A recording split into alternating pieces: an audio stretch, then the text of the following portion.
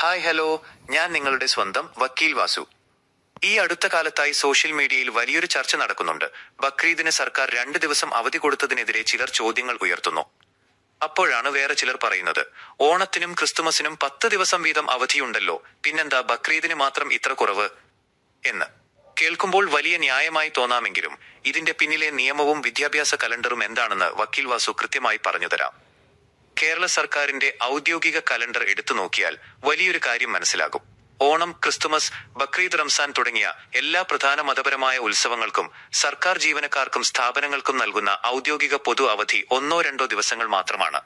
അല്ലാതെ ഒരു ഉത്സവത്തിനും സർക്കാർ 10 ദിവസം പൊതു അവധി നൽകാറില്ല. നമ്മൾ ഈ പറയുന്ന 10 ദിവസത്തെ അവധി സ്കൂളുകളിലെ ഓണം വെക്കേഷൻ, ക്രിസ്തുമസ് വെക്കേഷൻ എന്നിവയാണ്. ഇത് വെറുമൊരു മതപരമായ അവധിയല്ല, മറിച്ച് സ്കൂളുകളിലെ 1-2 പാദവാർഷിക പരീക്ഷകൾ കഴിഞ്ഞ് കുട്ടികൾക്ക് കൃത്യമായ ഇടവേളകളിൽ നൽകുന്ന അക്കാദമിക് അവധികളാണ്. ബക്രീദ് സാധാരണയായി വരുന്നത് ജൂൺ മാസത്തിലാണ്. സ്കൂളുകൾ തുറന്ന് കൺകറന്റ് അക്കാദമിക് വർഷം ആരംഭിക്കുന്ന ആദ്യ മാസമാണിത്. ഈ സമയത്ത് പരീക്ഷകളോ മറ്റ് ടേം ബ്രേക്കുകളോ ഉണ്ടാകാറില്ല. അതുകൊണ്ട് തന്നെ മറ്റു ഉത്സവങ്ങളെപ്പോലെ റിലീജിയസ് പ്രാധാന്യം കണക്കിലെടുത്ത് കൃത്യമായ 2 ദിവസത്തെ അവധിയാണ് സർക്കാർ നൽകാറുള്ളത്. ഇന്ത്യൻ ഭരണഘടനയുടെ ആർട്ടിക്കിൾ 14(25) പ്രകാരം എല്ലാ മതവിശ്വാസങ്ങൾക്കും തുല്യമായ പരിഗണനയും ആരാധനാ സ്വാതന്ത്ര്യവും രാജ്യം ഉറപ്പു നൽകുന്നുണ്ട്.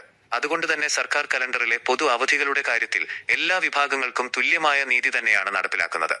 സ്കൂളുകളിലെ പരീക്ഷാ കലണ്ടറും സർക്കാരിന്റെ പൊതു അവധി കലണ്ടറും തമ്മിൽ മാറിപ്പോകുമ്പോഴാണ് ഇത്തരം കൺഫ്യൂഷനുകൾ ഉണ്ടാകുന്നത്.